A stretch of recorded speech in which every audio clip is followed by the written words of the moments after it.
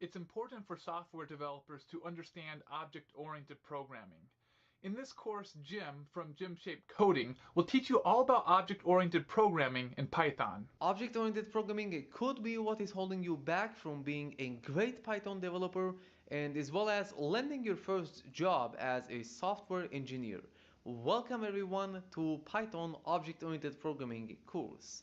Now, if you struggle to understand the concepts of object-oriented programming in the past, then you are totally fine and you are in good hands because in this course, I'm going to make sure that this will be the last tutorial that you will ever watch about classes and the complex concepts that comes with object-oriented programming. And we are going to do this by developing a real Python application that is going to be very cool to write, and we will add to its complexity step by step. And throughout the way, we will understand everything that we need to know about object-oriented programming. Now, there are going to be some requirements to this course. I do expect from everybody to know at least about functions, variables, if statements, and as well as for loops. And if you know those things from other programming languages, then this is also fine. So with that being said, let's get started. Now, to explain why you should write object-oriented programs, I will explain the concept based on a store management system that we will start developing together. So starting to think about how to take our first steps with such a program, we could first think about tracking after the items that we have right now in our store. So one way we could get started, we could create those four variables to start tracking after our items. So as you can see, we have our first variable, item1 equals to phone, and then we have three more variables that are intentionally starting with the prefix of item1 so that we could describe that those four variables are related to each other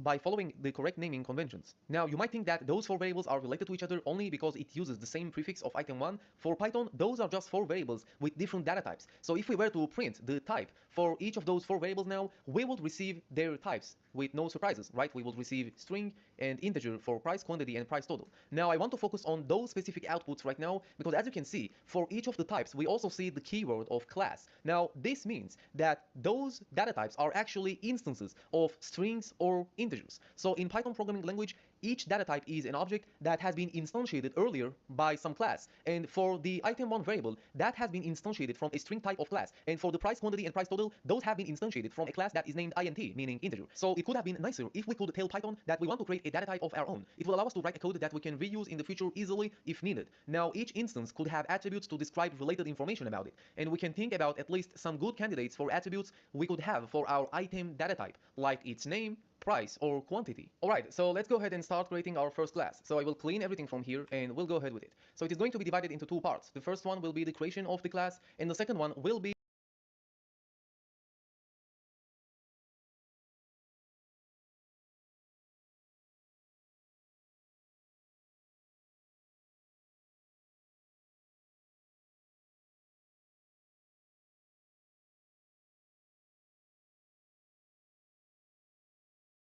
the part that I will instantiate some objects of this class. Now, when I say creating an instance or creating an object, basically I mean to the same thing. So you might hear me saying one of those. All right, so let's go ahead and say class, and then this needs to be followed by the name of the class that you want to create. So we would like to give it the name of item, and then inside of this class, in the future, we are going to write some code that will be very beneficial and very useful for us. So we won't repeat ourselves every time that we like. Master the fundamentals of object-oriented programming in Python and transform the way you write code. This comprehensive course takes you from basic concepts like classes and objects to advanced topics like inheritance and polymorphism. Perfect for developers looking to level up their Python skills, you'll learn through practical examples and real-world applications. Danny Adams developed this course. Hi guys, welcome to this Object-Oriented Programming in Python course. Now, if you struggle to get your head around object-oriented programming in the past, then this course is for you, as object-oriented programming can be pretty daunting for beginners, as there are many concepts, principles, and terminologies such as abstract classes, polymorphism, encapsulation, abstraction, and the list goes on. But by the end of this course, you'll fully understand everything that you need to know about these concepts to go on to develop object-oriented software in Python.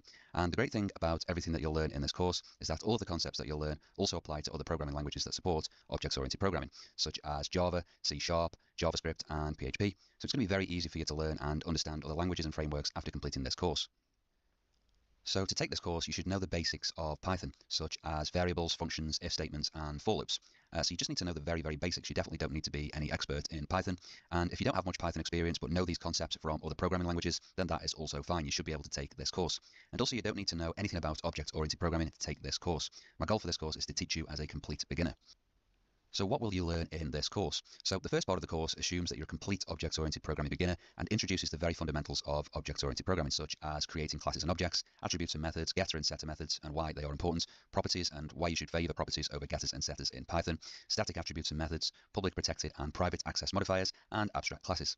And as the course progresses, we'll start to introduce important object-oriented programming concepts such as encapsulation, abstraction, inheritance, and polymorphism. And this is where object-oriented programming and its advantages will start to make a lot more sense to you. And once you've completed this beginner's course, if you want to take your skills to an advanced level, you can check out my Object-Oriented Programming in Python course on Udemy, which covers more advanced concepts such as composition versus inheritance, coupling, the fragile base class problem, and dependency injection. It also covers all 5 solid principles and 6 of the Django 4 software design patterns, giving you everything that you need to write elegant, organized, and maintainable object-oriented software. And there's also a book version of this course available, and I created this book as it can save you time for having to make lots of notes throughout the course, and it makes it really easy for you to quickly revise these object-oriented programming concepts, principles, and patterns. So if that sounds like it would save you some time and make it easier to revise, then you can check out the Amazon and Gumroad links in the description below. So I'll be using VS Code throughout this course, and if you want to set up like me, you can follow this link here. And here are the VS Code Python extensions that I use. And all code examples that we go through in this course are included inside of this GitHub repository, which you can see right here. And if I go to the root of the project, you can see that we have each section of the course has its own folder. So we start off with this folder here, and you can see we have different files for the different examples that we go through. All right, so let's get started. So the first thing that I want to show you is that everything that you create in Python is an object. So let's create a couple of variables. So we can have a string variable called name, and we'll assign that to Danny, and we'll say age equals 29, so an integer. So let's actually have a look at what type of objects these are.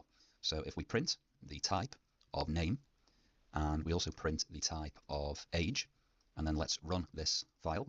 So we can say python script.py. We can see that this name variable is assigned to a string object, so an str object.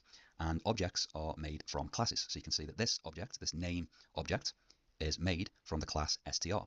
Okay, and classes are basically the blueprints for objects, meaning that they describe what an object should look like. So we can also see that this age variable is assigned to an integer. So in Python, that means that this is a int object. So it's made from the class int. And different objects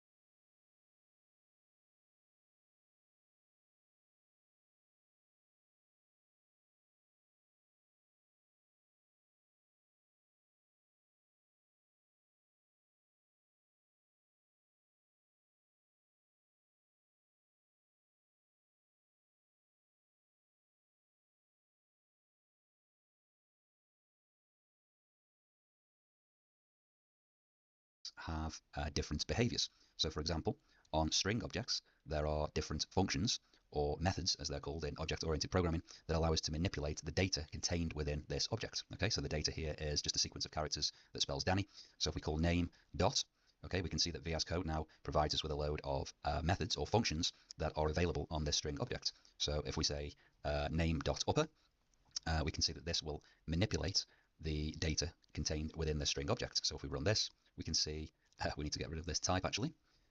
So let's run that again. And you can see that the data has been manipulated. It's now uppercase.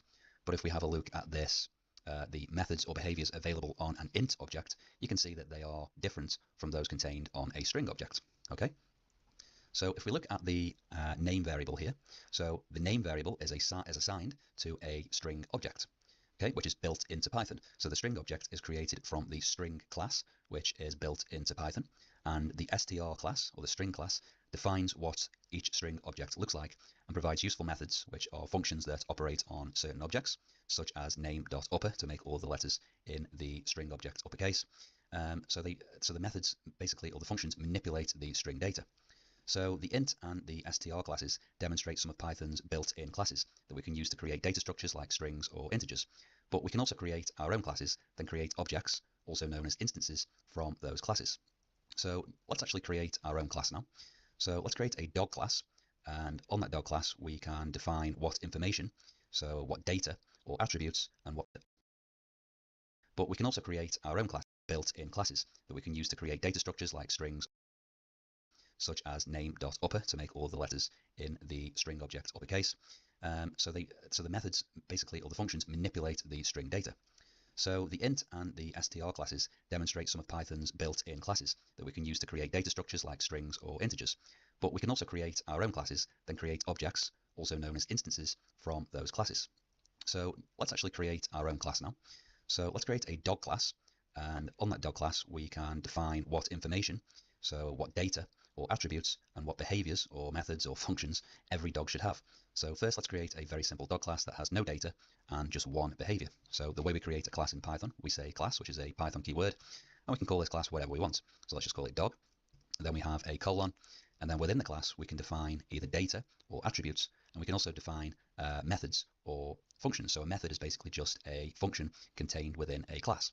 So we can say def bark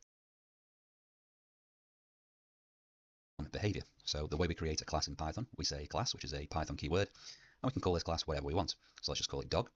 Then we have a colon, and then within the class we can define either data or attributes, and we can also define methods or functions. So a method is basically just a function contained within a class. So we can say def bark, and then in methods we have to put this self parameter. Now don't worry about this for now, we're going to come back to this, and let's just print woof woof. Methods, or, and we can call this class whatever we want. So let's just call it dog. Then we have a colon, and then within the class we can define either data or attributes, and we can also define methods or functions. So a method is basically just a function contained within a class. So we can say def bark, and then dog. Then we have a colon, and then within the class we can define either data or attributes, and we can also define methods or functions. So a method is basically just a function contained within a class. So we can say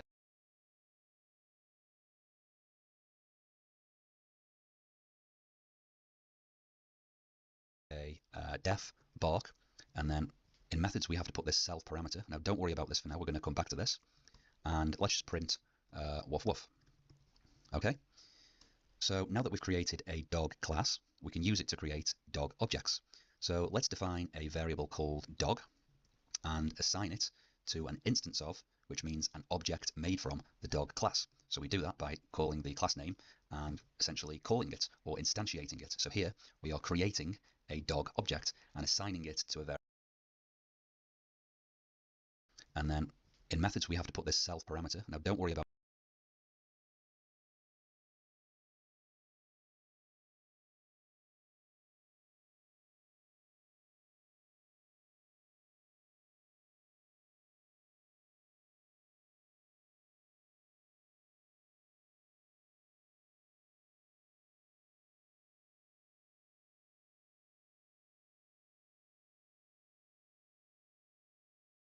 this for now, we're going to come back to this, and let's just print woof woof.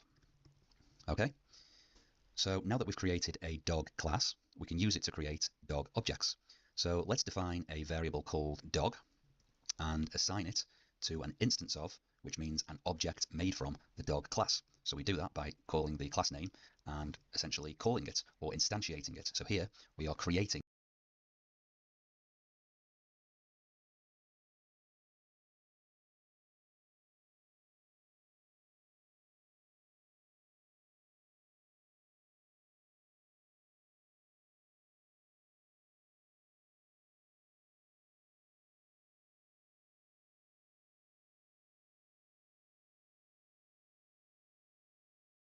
calling the class name and essentially calling it or instantiating it. So here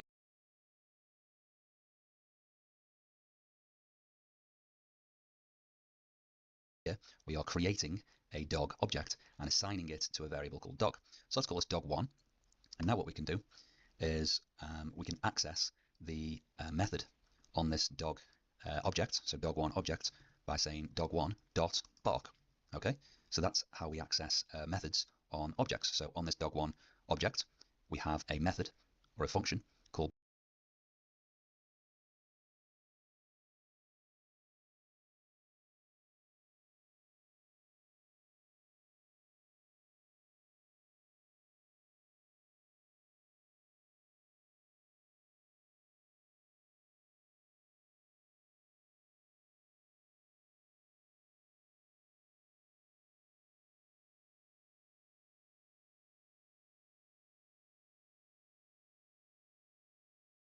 bark, and the way we access that is by calling the variable name dot and then the method name. Okay, so let's run this and see what we get, and we get woof woof. Okay, we can also create other objects from this class, so we can say dog2 equals dog.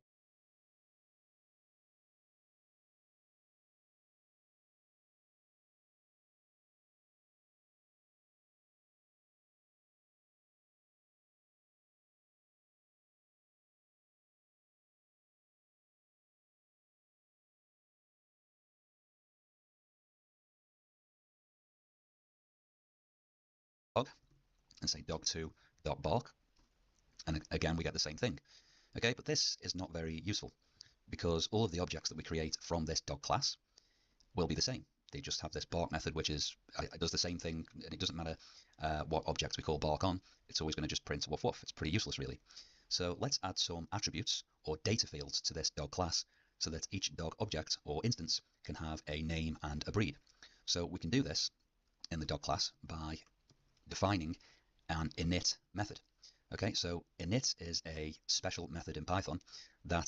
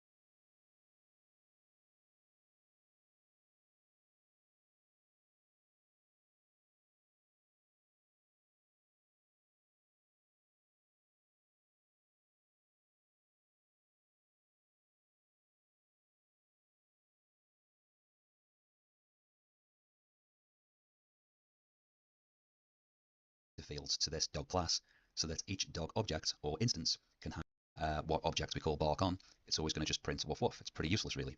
So let's add some attributes or data fields to this dog class so that each dog object or instance can have a name and a breed. So we can do this in the dog class by defining an init method. Okay, so init is a special method in Python that is basically allows us to set up some data fields or data for the class. Okay, so let's just actually create this for now, and then we'll explain it afterwards. So again, ignore the self keyword, but we want to give each dog a name and a breed. Okay, so the way we can do this is we say self.name equals name, and we can say self.breed equals breed. Okay, so these the names don't have to match, by the way. We could call this, I don't know, first name, for example, and then assign it to first name. However, generally, it is, you know, the normal thing, the sort of convention to just call them the same thing, basically. Okay, so we can see here now that when we are creating these dog objects, VS Code is showing us that we have an error. So if we hover over this, we can see that arguments are missing for the parameters name and breed. So whenever we create a dog object now, we have to pass a name and a breed. So let's call this dog Bruce, and this can be a, let's say, a Scottish Terrier.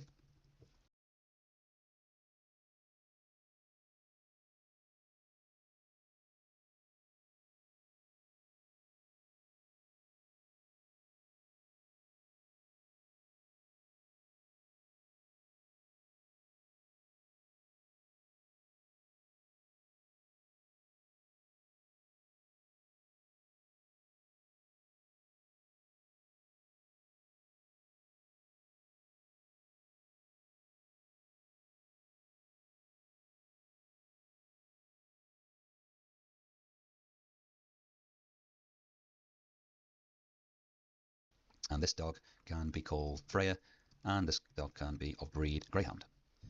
Okay, so now what we can do is we can actually access the data on these dog objects. So we can print dog1.name, and we can also print dog1.breed. Okay, so these are data fields on the dog object. This dog1 object has a data field for name, and it has a data field for breed, and we can access those using the same dot notation that we used to call methods. Okay, and we can also do the same for dog2. Okay, so we now have a way of kind of making different dog objects different from each other. So let's run this script, And we can see that we have Bruce, Scottish Terrier, and then we have Freya, the Greyhound. Okay, so let's just recap what we've done so far. So here we've created a dog class, which has an init method. And the init method, with a double underscore on each side, is a special method in Python that is ran only once when an object is instantiated. So we can see here we are instantiating the dog class, or creating a dog object from this dog class.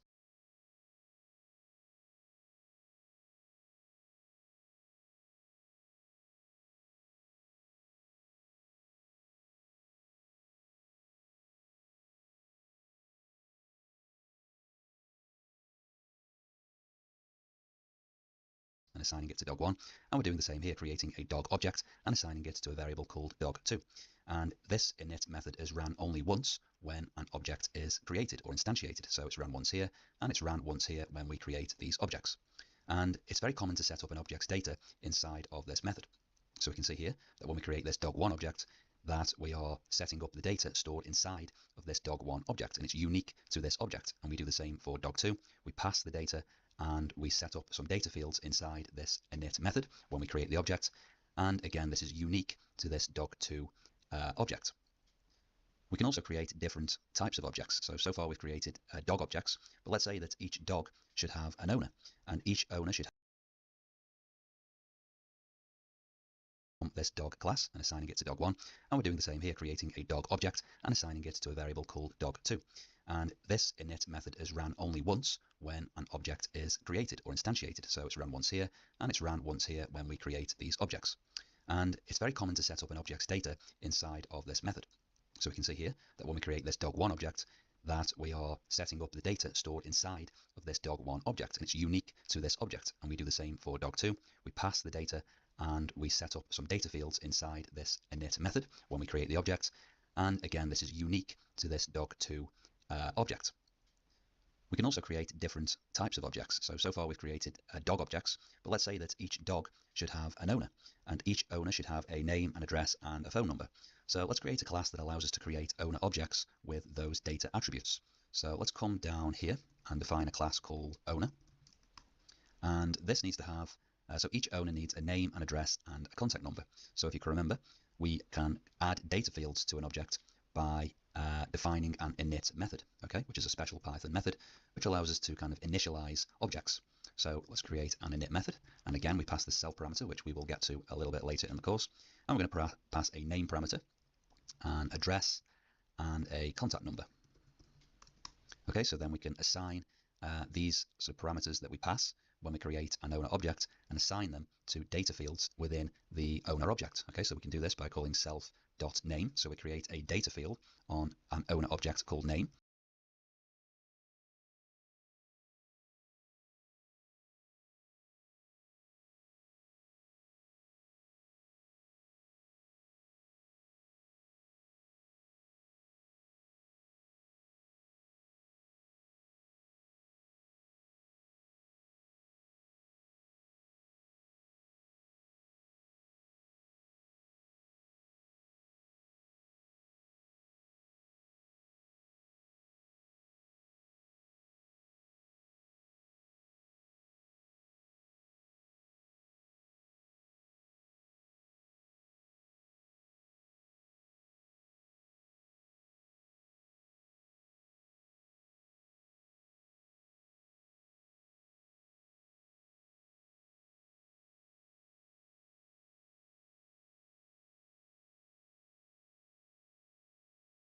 And we assign it to the name that we pass when we create an owner object. Okay, so we can say name, we can do the same for address, and we can do the same for the contact number.